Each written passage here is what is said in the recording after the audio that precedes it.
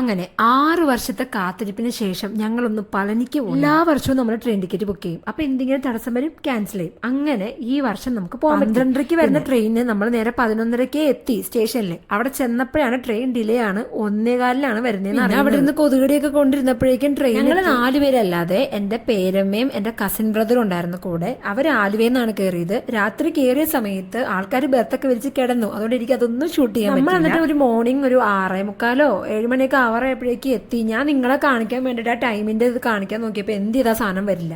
അവിടെ ഞാൻ ഇവരെ കാണിച്ചങ്ങ് അഡ്ജസ്റ്റ് ചെയ്തു. അവിടെ ചെന്നിറങ്ങിയപ്പോൾ തന്നെ കുതിരവണ്ടിയും ഓട്ടോയും ബസ്സൊക്കെ ഉണ്ട്. ബസ്സാണ് ഏറ്റവും ലാഭം, പക്ഷെ നല്ല തിരക്കായോണ്ട് നമ്മൾ ഓട്ടോ 2 കിലോമീറ്ററിന് ഉമാര് ചാർജ് ചെയ്യണം 150 രൂപ കേട്ടോ. ആ സാധനം ബസ്സിൽ ഒരാൾക്ക് 10 രൂപ. ഭയങ്കര സീനായിട്ട് അവർ ഓടിക്കണം, നമുക്ക് പേടിയാവും. അങ്ങനെ ആ ഒരു അഡ്വഞ്ചറസ് റൈഡൊക്കെ കഴിഞ്ഞ് നമ്മൾ അടിവാരത്ത് എത്തി. പിന്നെ റൂമൊക്കെ എടുത്ത് കുളിച്ച് നേരെ നമ്മളെല്ലാവരും റെഡി ആയിട്ട് പോവാണ്.